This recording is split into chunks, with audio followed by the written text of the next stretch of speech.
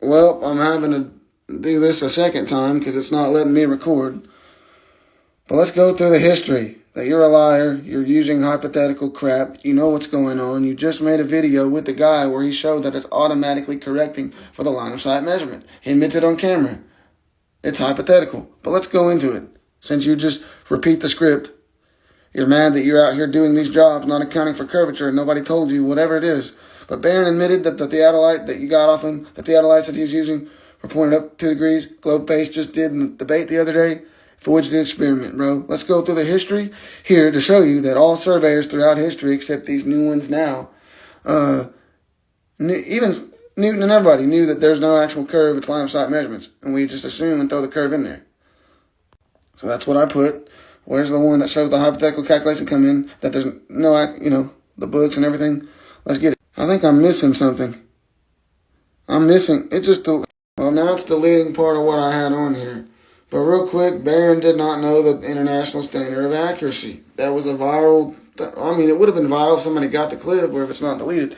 But yeah, he admitted that and I was there. This was a year ago. Come on, guys. He didn't, you know what I mean?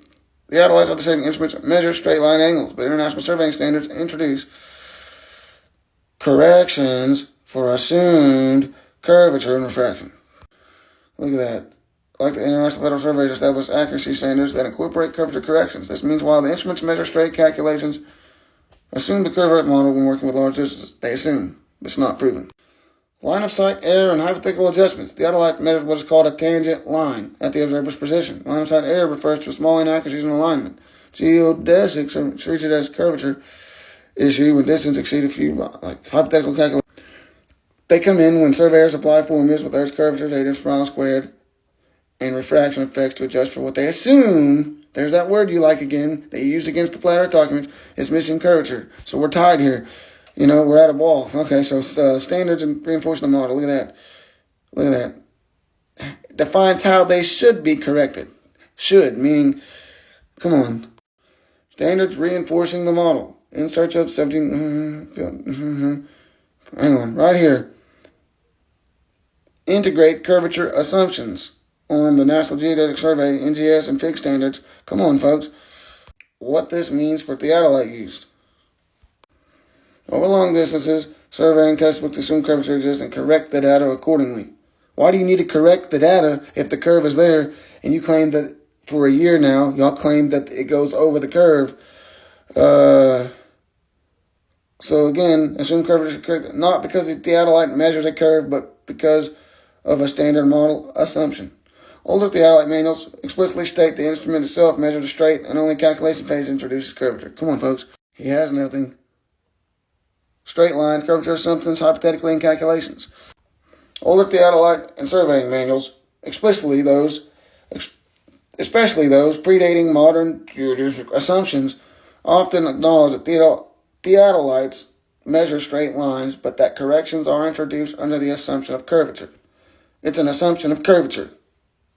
A year long of showing this, and yeah, damn, look at this book. Here's some books. This book details how traditional surveying methods measure straight angles but introduce corrections, assuming current curvature. It discusses how the curvature correction is a theoretical adjustment rather than something measured by the instrument itself. In the book, that's 1915. I got books back to the 18 and 1700s. Same thing, laughing at you guys.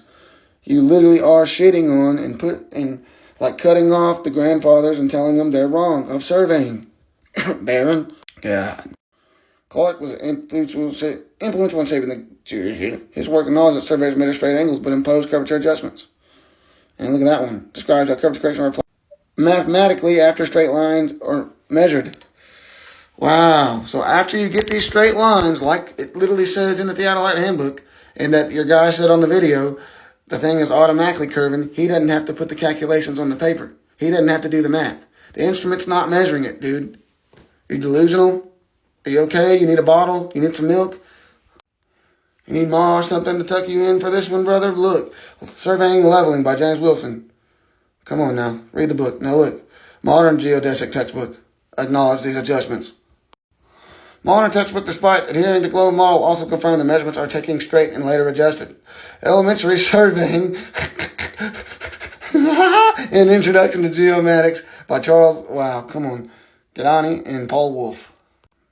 Clearly explains that the theodolite line of sight is a tangent to the observer's location, meaning the instrument measures a straight line.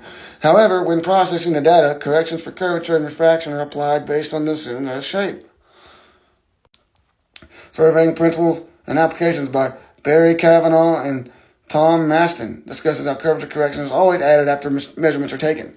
The book also explains that refraction corrections further complicate assumed curvature effects, reinforcing that the theodolite itself doesn't detect curvature. It does not. And for 5 years they said that it does. They pointed it up and said, look, it detects curvature. Actually, they didn't say it detects curvature. They just said that it went down. I guess you could say detecting by zooming it, but no, it doesn't. You're making a lie. It's not even a claim at this point. It's an outright lie. There we go. There's that again. Field procedures for testing theodolites at total stations specify that surveying instruments measure angles in a straight line system. However, accuracy standards include curvature correction only at the calculation stage, meaning the actual raw measurements do not assume curvature. So why don't we get these long-distance raw measurements, Baron? Why do you point it up 2 degrees, like Globeface even admitted a week ago, or whenever I did that stupid shit and my mic didn't work? Ooh, here we go. The U.S. National Geological Surveys. They require applying curvature post-measurement. Come on, curvature corrections post-measurement for large-scale projects. Ooh, you're cooked, buddy. Well, let's keep going. This suggests that assumed curvature is a mathematical imposition rather than a direct measurement. How many times we got to pull this up from books and from the government itself? Government and university resources, National Geodesic Survey, technical documents like the NGS 58 acknowledge that survey is correct for curvature, but the original angles are measured straight. And we don't need to continue. It's the same thing forever and ever from all these thousands of years of books. Straight angles along the test. There's key takeaways. Curvature is introduced only during calculations, not as an inherent property of the measurement. So why are we even talking about it anymore? Geodesics assume the curvature is missing and must be corrected. I wish we had that viral video of Ben where he literally got smacked by Fred and everybody. We continue to smack him and he's still here. Older surveying manuals explicitly on notebook paper. Let's see. That instruments measure straight lines. Corrections are based on assumptions. Oh my God. Would you like to track down specific passages from these books or manuals? I can also look at the PDFs or archives that may contain direct statements confirming this. Come on now. It has to say may, but then it pulls it up, and then we go back and prove it.